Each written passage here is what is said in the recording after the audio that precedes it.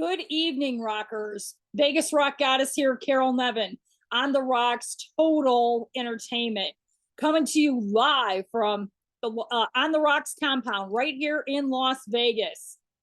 Tonight, this is actually a great follow-up interview with one of my favorite East Coast bands, Blood Red Roses.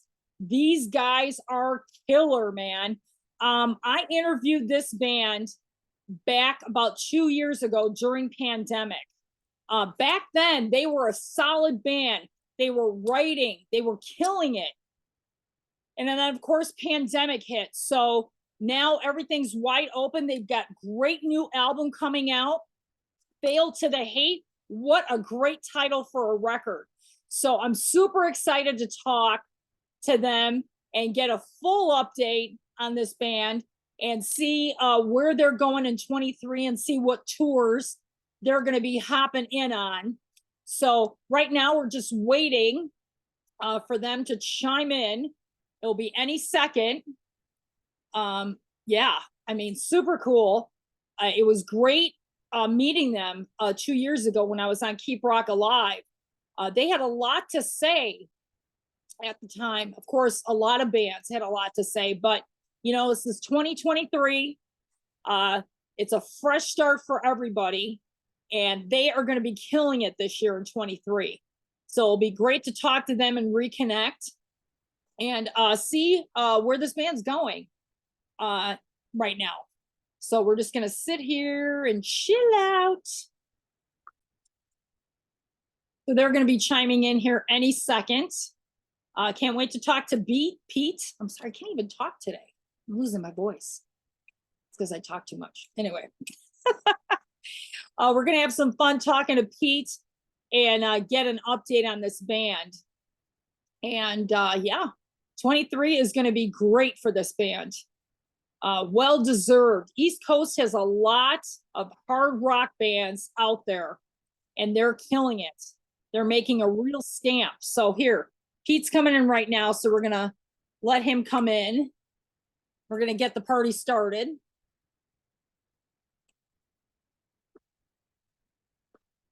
Are you there, Pete? Hello. Hi.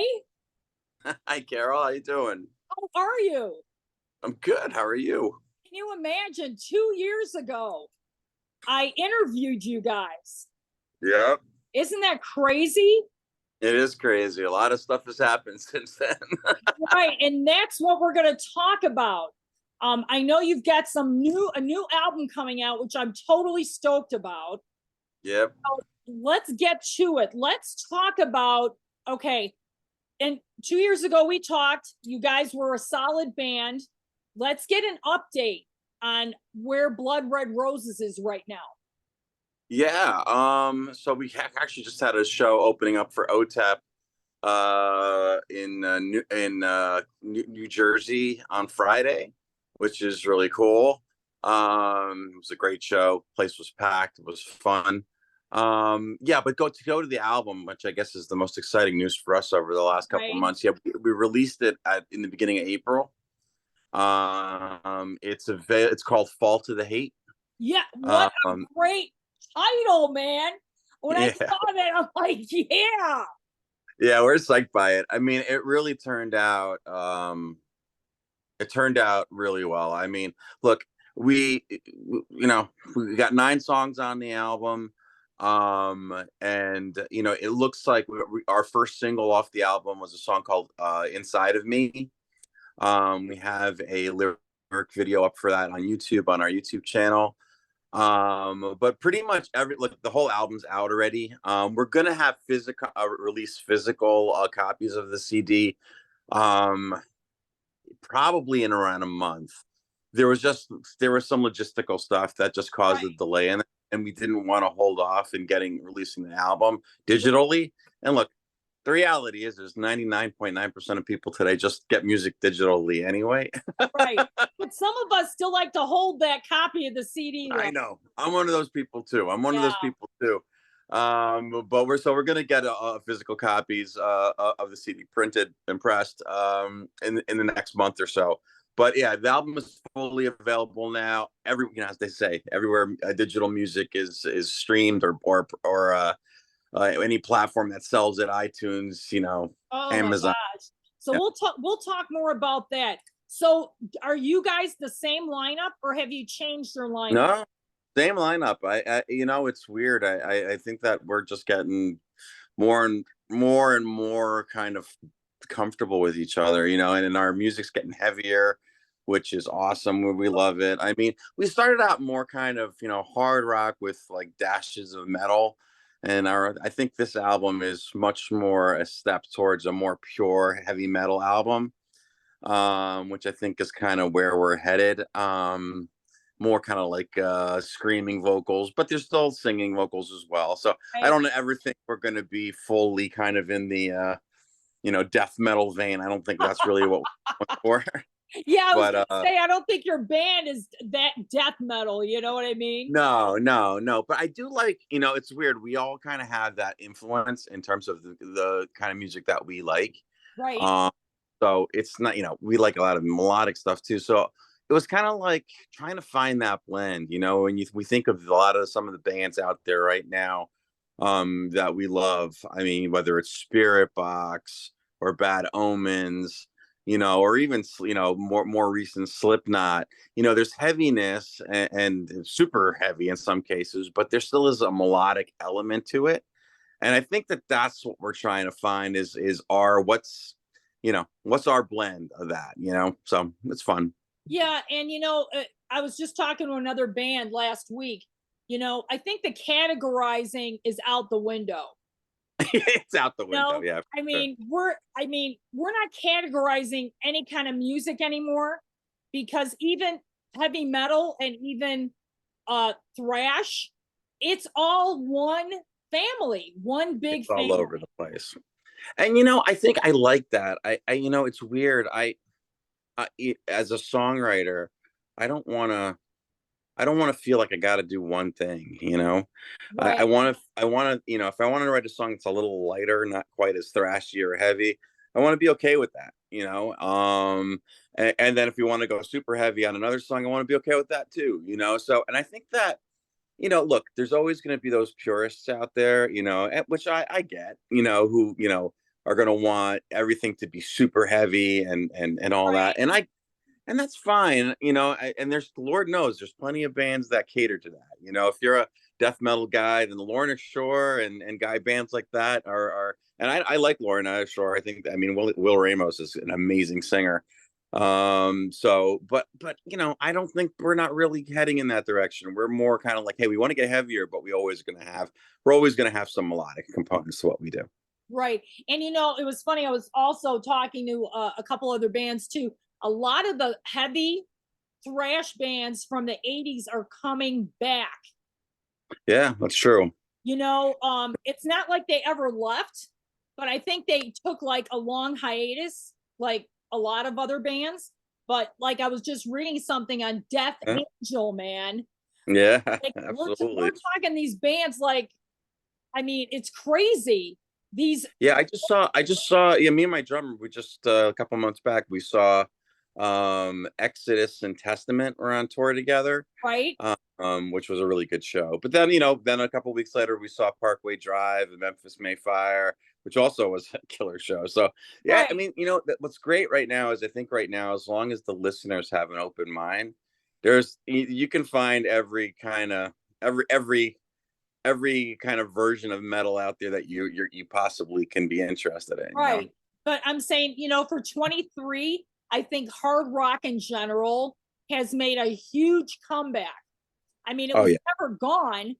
It was No. like kind of taking that vacation, right? It's back from vacation, baby, and it's gonna kill Oh yeah. us. There's so Yeah, many I mean, fans.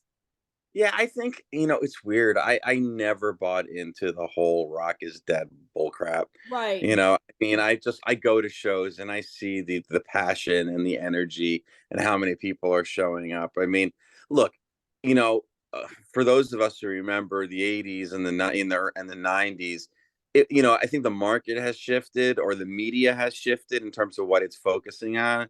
Now if you're not a rap singer or if you're not a, Taylor Swift, then you don't get, then you just don't get any airtime, right? But back 25, 30 years ago, I mean, you turn on the Grammys, you knew you were going to have a couple killer rock bands or heavy bands. Even Metallica was on a couple of the Grammys or American Music Awards and stuff Yeah. like but those days are past now. I mean, but it's whatever. I mean, I think that for us, we can't worry about what happened in the past. I think we just got to do with what we got right now and love the fans we have, and which are still a ton of them out there. Yeah. And and let the Grammys do whatever the Grammys do, and well, whatever they want to do. Yeah, that's another 1 hour show there, Pete. Oh yeah, oh yeah. Oh Yeah, well, yeah. I mean, I have a couple bugaboos. I mean, I have the award. I don't even watch the award shows anymore because they're just Right. baloney. And the Rock and Roll Hall of Fame is a sham. So I mean, I can't even take that institution seriously. I mean, Iron Maiden, 40 years of brilliance, and you see some of the people that they inducted this year and left Iron Maiden off, and I'm just like, Yeah. you got That was kind you of a, got to be I'll be honest with you, that was kind of a shock. It To just the blew my mind. I'm like, anyway, like I said, I mean, it's just crazy. But in 23, we're making strides, man. Oh yeah. Bands are like putting their musical footprint, man, right in the sand. And your band is one of them. Yeah, no, thank you. Yeah, I mean, look, we're looking, we're looking for opportunities for sure. I mean, we're trying to be selective. The thing is that right now, a lot of these metal packages that go out, the touring packages, there's like 4 or 5 band packages. Because right now, touring has never been more expensive for live bands. I mean, it's just ridiculous, and it's just because of the nature of the industry right now. Whether it's the gas prices, whether it's the fact that physical CD, music is not selling. So, I mean, it's a whole boring topic. I won't bore your listeners, but trust me, if you're interested, for anybody out there who likes music, all I will say, if you want to support your the bands that you like, buy their physical stuff, Yeah. buy their t-shirts, buy their CDs, buy whatever it is that they Yep. can do.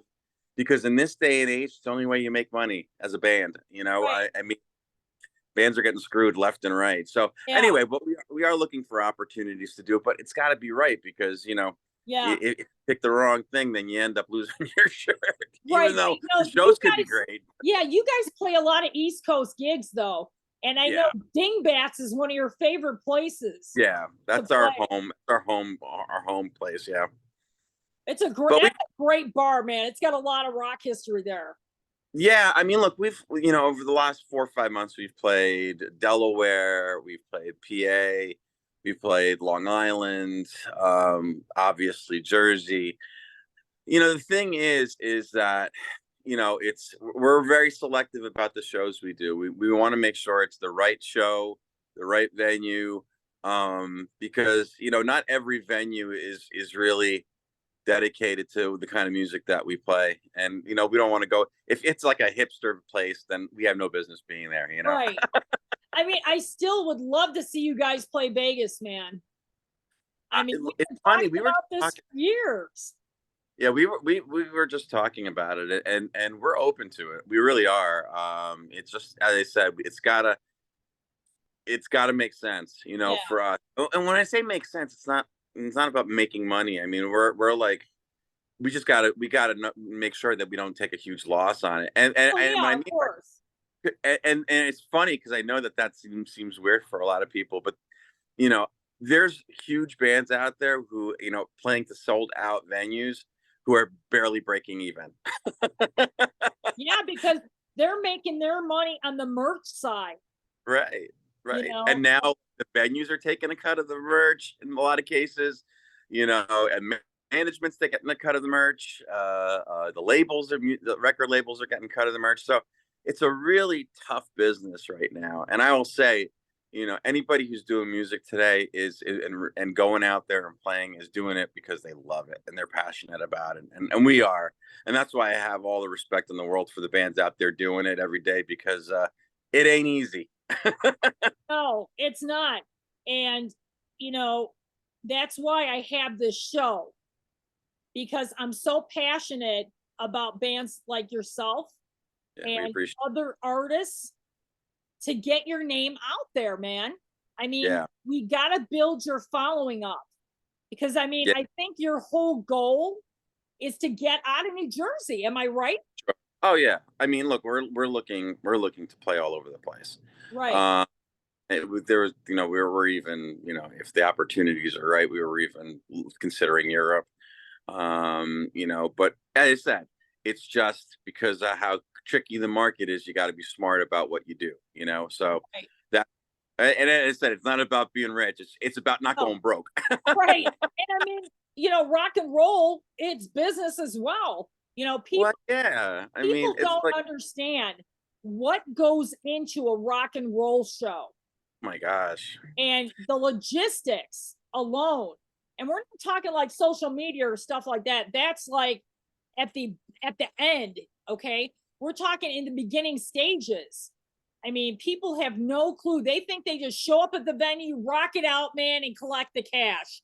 That's Well, not how it works. and no, it's funny. So, I mean, I have a quick story. If you don't, can I tell a quick Yeah, story? I promise. absolutely. Gary Holt. Anybody who knows Gary Holt, he's the guitar player, one of the founding members of Exodus. And anybody who's really a fan of him probably knows this already. But this is a great story. Gives you an idea for people out there who don't know what artists are in the music industry are facing right now. Exodus is a huge band. I mean, really in thrash. I mean, they're not Metallica huge, but like I said, I saw them at a 2,500 person club. They sold the place out. They still draw serious numbers. They're a big band. Um, Gary Holt also played with Slayer after Hanneman died. He was the replacement in Slayer. Well, he just posted something last week that his brother is sick, and he basically put up a post where he said, "Hey, everybody thinks that I was in Slayer for 10 years. I'm in this huge band Exodus that's selling out 2,500, 300, 3,000 seaters. Everybody thinks that I'm rich. I don't have enough money to take care of my brother." It was what he was basically saying. His brother's sick, and they're trying to find some way to get him the care he needs. And I just that I and that's a guy, once again, 10 years in Slayer. He's in once again a legendary thrash band that still does great numbers when they tour. Right. And this is a guy who's like, I'm not saying he's broke, but it's not like he's doing backstrokes and cash. And that's a legendary band like Exodus. So what are bands that are 2-3 steps below that doing? Just imagine, so Right. But it's up to the fans. It's it up is to us to keep totally, the dream alive. totally, And totally. I couldn't agree more. now what are your thoughts? Are you guys on TikTok? We are on TikTok. Yeah, Blood Red Yes. Roses. Everything Blood Red Roses. Oh my God. Let's talk about this real quick because I usually talk Sure. about this because this is where I thrive. Great. I have all my live footage from all my shows on TikTok. So I'll just give you an example. I'm not going to mention the artist, Yeah, but go for it. I did a video for this artist. It was about a 4-minute video. Okay. I posted it on TikTok. To this day, it has almost 600,000 hits. That's awesome. That's fantastic. And I mean, I'm getting amazing followers, which I'm so appreciative of. But let me tell you something. TikTok is shaking the rock and roll world. It is. Yep. And Carol, you bring up a great point. I think that's really the key for bands who are kind of in my band's boat, and other bands are kind of on that, still trying to get to that next level.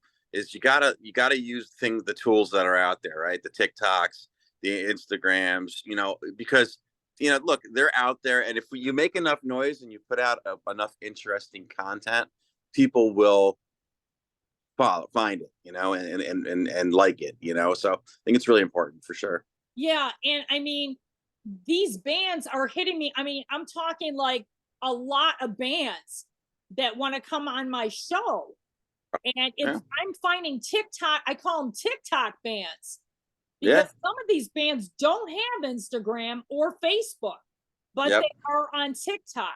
So, I'm trying to, some of these bands, it's hard because they don't see the social media end of it.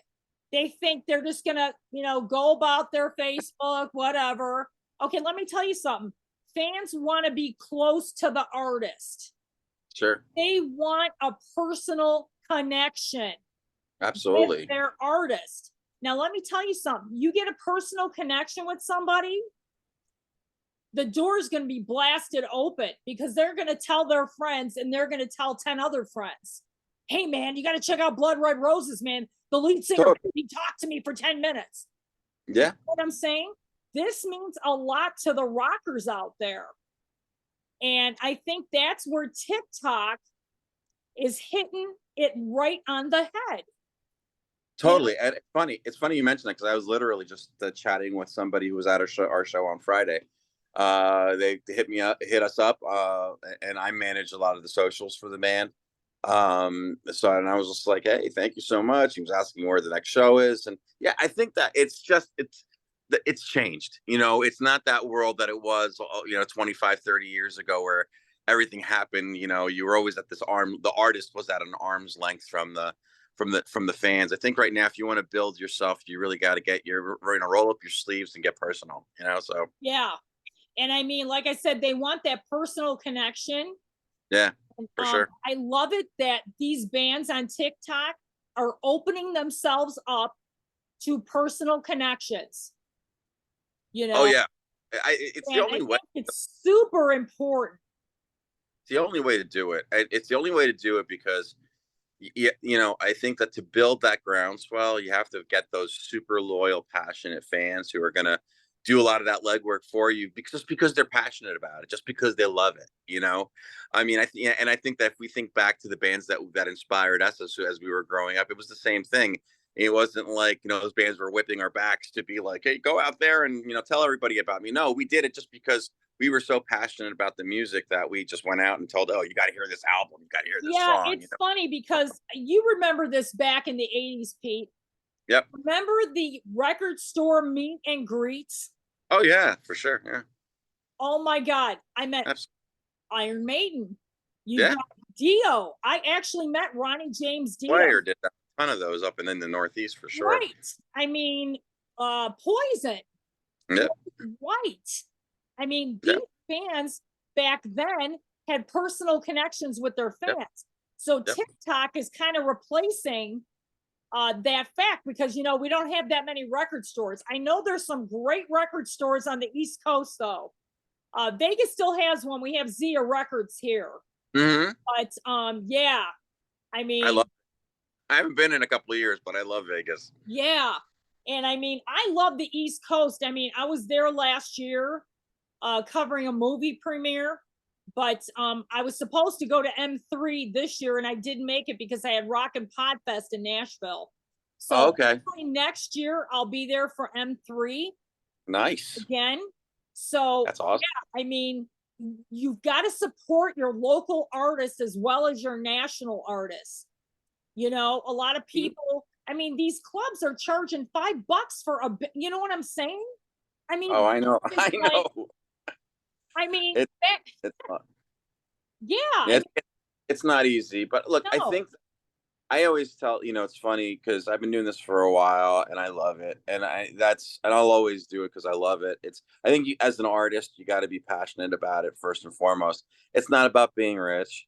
It's not about being famous. It's just, hey, we love what we do. We want to put it out there and see if anybody else out there is feeling it, and I think that if that's who you are as an artist, and I know that that's not how my band feels about it, then I think you got the right take on it. If I think for, some bands, if it's like, it's all about, hey, how much money am I going to make? How famous am I going to get? And it's funny because, good luck.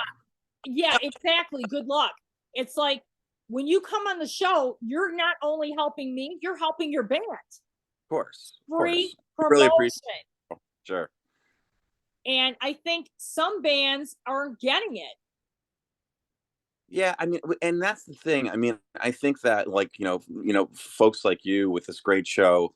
I mean, any band who gets asked to be, taking advantage of it and doesn't take advantage of it is just stupid, because for us, for bands who are trying to spread the word, and we get great opportunities with organizations like yours and your show. I mean, you just got to jump on every one of those opportunities, help spread the word, help people find you, and look, I can tell you, we really appreciate you, Carol, for sure. Oh, well, thank you. I really appreciate that, Pete. You guys are amazing.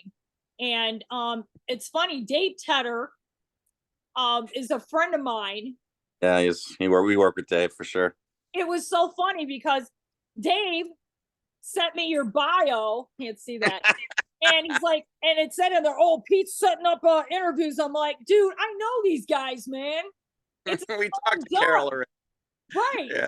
I go, He's flow to the Dave was flow to the party. I'm like, dude, you guys are slow, man. Yeah, no, it's all But good. Dave's a great guy. I have to thank Dave for he's given me a lot of great interviews over the past couple months here. He's got some great talent. And yeah, so Dave's funny. He's a great guy. But yeah, I mean, I'm passionate about this. This isn't something that, I just came up with overnight. I mean, the only reason why you would put so much energy into it, right? I mean, I'm passionate about rock and roll is my life. Yeah, for sure. I had a rebirth.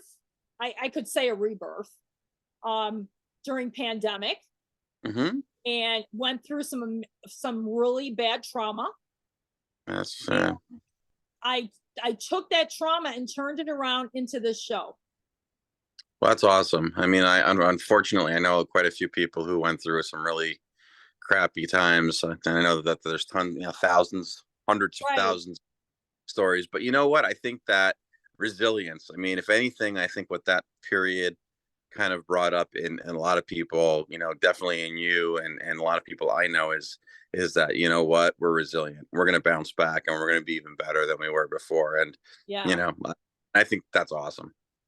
Yeah, I mean, this show is so passionate for me. Like I was saying in the live before I started. I mean, I've got bands hitting me up from all over the world that want to come on the show. I mean, no lie. And I'm so blessed and so appreciative that they want to sit down and talk to me, talk about rock and roll, man. And that's what it's all about. It's the love of the music. Oh yeah. The only reason why to do this stuff, you got, if you're passionate about it. And that's the thing. And that's, that's that community too. I mean, there's something about the hard rock and metal community, the fan base. It's just a special thing. It's a weird thing. And I think that it's weird. We've kind of gone back to being this underground thing, you could say that in the mid from like the 80s and let's say maybe part of the 90s too. It was out there front and center, and it was. But now, being that a lot of radio doesn't give like metal a lot of time. A lot of radio play, Sirius XM, like Liquid Metal or something like that. We've gotten back to kind of being the underground a little bit. Where we're not on the popular radio stations anymore, and we're not. And I'm fine with that, by the way. I'm like, I don't give a crap. I mean, I'd much rather have the passionate people who are kind of not looking for the, whatever. I know you get what I'm saying, but yeah, I totally get what you're saying. Again, I'm going to say this, and I don't care who hates it. Radio is dead. Oh yeah. The only thing that we have, especially as a rock journalist and as an artist, we have Spotify. Okay, we've got Apple Music, we've got iHeartRadio, and we have Sirius. Yep. Okay, Sirius is killing it. They're playing bands that you'll never hear anywhere but Sirius. No, totally. That's it. And that's why it's like I can't even tell you the last time, other than like maybe listening to a baseball. I'm a baseball fan. Other than listening to a baseball game while I'm driving somewhere, I mean, literally, that's the only time I turn on terrestrial radio. Yeah, because rock radio is dead in America. Oh, it's dead. I don't care what anybody tells me. Yeah, it's dead. I mean, anybody can come to this platform and prove me wrong, but we've got to compared to what it looks, certainly compared to what it used to be. Yes. I mean, major markets may have the odd rock station here and there, but I mean, you and I remember a world where there was like in every major market had 3 or 4 major rock stations, and they were all, and then some cater to alternative, some were metal, some were whatever, and but if you're lucky right now, if you find one rock station in a town, anywhere. and not only that, and they're and most of them are playing like old crusty crap, like, I mean, I don't, I like classic rock, don't get me wrong, but I mean, do we need another station now playing the Eagles and playing I mean, Leonard Skinner? I how mean, many times can we listen to System of the Down? No offense. or right, yeah, right, exactly. Okay. It's I mean, yeah. I love System. Okay. So do I. So do No I. Yeah. haters, no haters here. But No, they're problem too. rotating the same shit. That's right. That's Okay. right. I Really, mean, my yeah, problem with it. It's exactly yeah, that. It's like, there's more than 10 bands out there. There's more than 15 bands out there. right. You have a platform. Go out there and be a curator if you're a radio station. But those days have passed. It just doesn't Yeah. exist anymore. I mean, I've got radio stations DMing me, hey, can you send me your picks for the week? Right? Well, I'm yeah. like, you got 10 hours? Yeah. You Well, know, because you I mean, time to really listen and hand pick stuff. I think there's been a laziness in the marketplace too, where there's a lot out there who just don't do the homework like they did back in the 70s and early 80s, where there were exactly. yeah.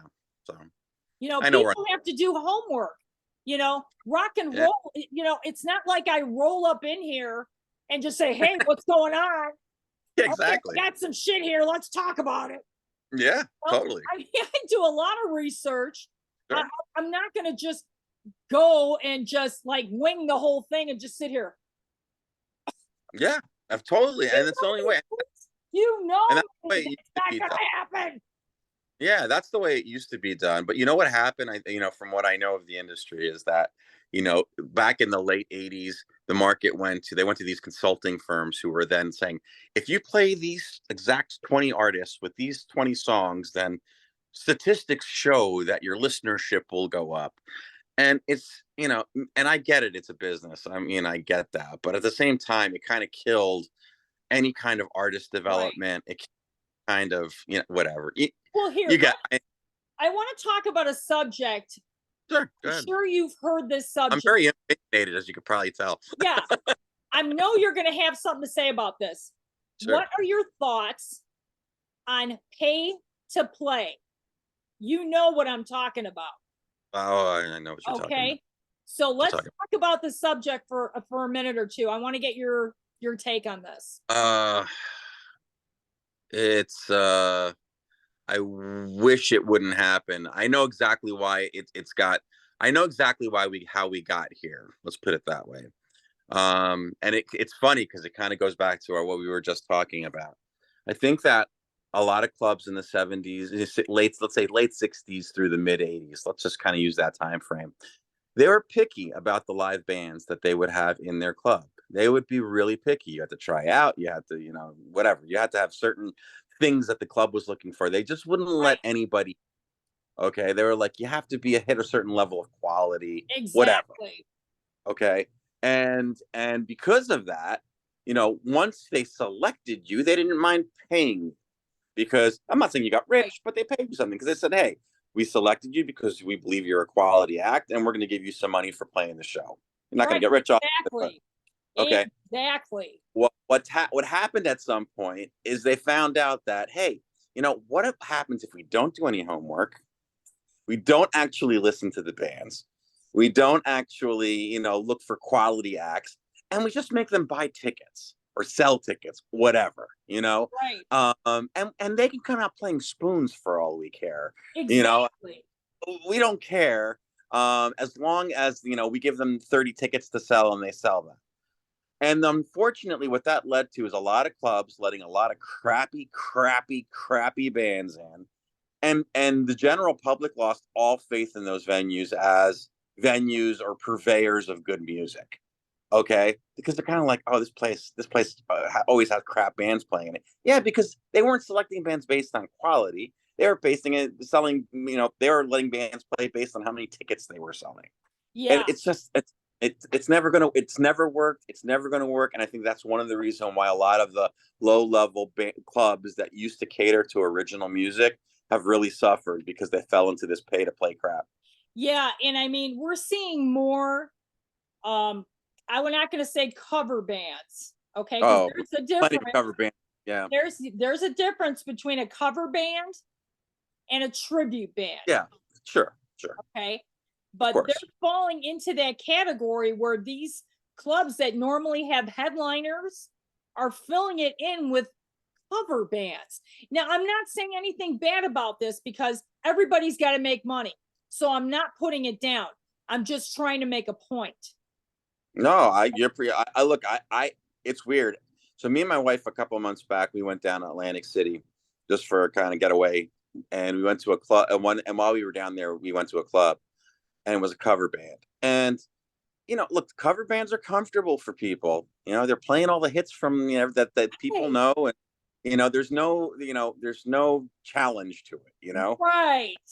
And the place was packed because they knew that they were, the band was proficient, and they were playing all very well recognizable hits of the day, kind of a thing. But to me, that never interested me. I'm like, I'm not interested in playing other people's music. I want to write my own music. Right. I don't understand that mentality. I get why people do it. It's just, I'm like, I'd rather fall on my own sword. Kind of like, if I'm going to fail, I'd rather fail doing my own stuff than going out there and playing, Britney Spears music, so. Exactly. And I think, not saying that these cover bands aren't going anywhere. No. You know what I'm saying? No, Because it makes they don't have original material. That's right. People want to go to a club and they want to hear original music. Yeah. They don't want to hear Bon Jovi living on a prayer for the 5,000th time. Right. Okay, great. Let me get drunk while I'm listening to Bon Jovi. And I love Bon Jovi, so I'm not putting them down. But I'm just making a statement that, these bands aren't going anywhere. They got a paying gig. Rock on, man. Oh yeah. It's your creativity. But yeah, I think that there's a lot of people out there who are incredible musicians, but they don't have an original thought. And it's funny, as somebody who's played, I don't consider myself a great guitar player. I'm far from a great guitar player, and I can appreciate a great musician, whether a guitar player, drummer, bass player, whatever. But I think creativity is a different thing. Just because you're technically a genius at something, and you can go on TikTok all day long and Instagram and find one shredder after the next. But there's a lot of these guys that that I go, well, I mean, look, they can outplay me with two fingers on one hand, no doubt about it. But when I hear what they try doing original, it's just nothing to it. It's right. And it's weird. I'm not saying they're selling out, but no. I mean, where's the creativity? Where's the drive? They just show up to the club, plug in, let's go. Oh yeah. Well, I mean, yeah, it's about being pro. It's also about being pro. It's like, do the homework. I think if you're an original band, you want to make sure that everything you're doing sounds pro. And right now, and we have the tools, in today technology where you can sound pro even on a low budget, which wasn't the case, 30, 40 years ago. Yeah. So it's just, you got to go through it and you got to really, push yourself to do the best you can. So. Yeah. And these bands I have some friends that are in cover bands, and I'm not putting anybody down. I'm just making a statement that, let's get some original music into these cover bands. Sure. Well, yeah, absolutely. I mean, look, I think cover bands, they serve a purpose, right? They're meant to be the comfort food, the comfort ear candy, if you will. Right. Clubs that are like, they're not looking they're looking for the couple out for the night, after, not necessarily the rock fan per se. Exactly. Which is fine for what it is. It's fine. It's just never been something that, if I'm going to go see a band play live, I want to go see a great hard rock or metal band that I love. I'm not going to go to see a cover band. But it's just how I'm dialed in, though, so. Yeah, and we're all dialed in differently. So, sure. But I mean, it's a paying gig, and I get that. That's awesome. Sure. But hey, let's put a little creativity into your absolutely situation. Agreed. Yeah. But before I let you go, Pete, let's talk about this new record. Now, you said you have 9 original songs on there. Yep. So is this your first full-length album? Yeah, it's our first full-length album. Yeah, I mean, look, it's all, we've had, we probably have another full-length album worth of material right now. It's just, we're right now, because we're control freaks. uh, We all. we're, yeah, we want to, we want to make all the calls, and that when you want to make all the decisions, you got to usually pay out of your own pocket. But we're willing to do that because we kind of look at it as like this is our business, and we want whatever we put out there to be representative exactly of what our vision is and what we like Right. and what we so, and we're okay with that. We don't have any problem with that, but it does slow down the process because it's not like we have tens of thousands of dollars just sitting in our black pocket ready for Right. a record. But Pete, did you guys write a lot of these songs during pandemic? Like half the album. I would say Okay. half the album got written during the pandemic. Yeah, yeah, for sure. Yeah, the pandemic definitely, I think, it made a lot of artists. First of all, we had a little more time than usual.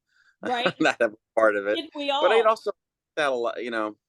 It gave people more time to be introspective. Think a little bit about stuff maybe that you don't normally have in the when things are running normal. Yeah. And I mean, I can't wait to hear this album. Thanks. No. I'll send you a copy of the Okay. physical copy as soon as I get it. Okay, very cool. But yeah, I mean, it's so great. Now, what other shows do you guys have coming up locally? We're playing a festival in Newark Okay. um, in June. Um, then we are playing a another. We're playing in upstate New York. Oof, Carol, shoot me! I just had the. No, you're fine. You're fine. You can shoot Well, me. I will say this: our socials are up to date, and we're on all of them. So we Yeah. have a blog. Pete, just do me a favor. Shoot me all those dates later and I'll make a I, post for you. I will. It's like I usually like in my brain. I know the next gig up. After It's that, it gets a okay.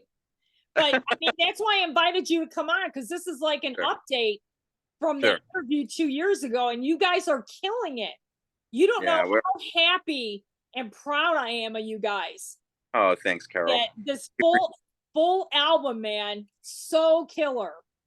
No, we will get you. We'll get you like, the whole album out to you. I know you heard a couple tracks, and look, we're really proud of it. I think it's really kind of where we're headed as a band in the future. I think whenever you get four musicians together, it takes a little while for you to kind of figure it out. Yeah. Figure out what your And deal you is. guys definitely figured it out with the title of this record, man. Yeah, thank you. I mean, Yeah, we. Fall to the Hate. I mean, as Yeah, soon as I saw that, I'm like, my God, I put this on a shirt. Fail to the Hate. yeah, yeah. So killer, man. Yeah, thank you. Yeah, it was. Yeah, there's that whole. Let me ask you, how did you come up with this title? Um, well, it's a little deep, but I'll just Okay. say that. But I won't blather on. I'll just say this. A couple of years back, especially, I'm not going to get into specifics because I think that Okay. when I say everybody will know what I'm talking about. Okay. Just It like really skinny it. Just skinny it it. Fine. seemed like the country was kind of very divided. It still is today, but maybe not as Okay. bad as it seemed like it was super divided. I'm Okay. not taking any sides over here. I'm just saying, Right. and And it and was. Yeah, it was. yeah, and what I was seeing is people who were so lost in ideology. I'm not going to pick one side or the other, just so Right. lost whatever the ideology was that I saw friends kind of become enemies, because of ideology. And I know that's happened a lot in the course of history, but it's the first time maybe in my life where it really smacked me over the head. Where I literally saw people close to me where it was like who were lifelong friends and were like, virtually hating on each other Yeah. because of stance they took. I totally Sorry. understand where you're going with that. But anyway, that's a great title for this record. Um, I cannot wait till you guys hit the road near us. Yeah, Like you got. Vegas right I'll here. let you know. We'll It's let you know. oh my God. Tell the boys hello. I will. Like I said, I can't wait to hear you guys live. I mean, that's on your band is on my bucket list, man, Well, for when, 23.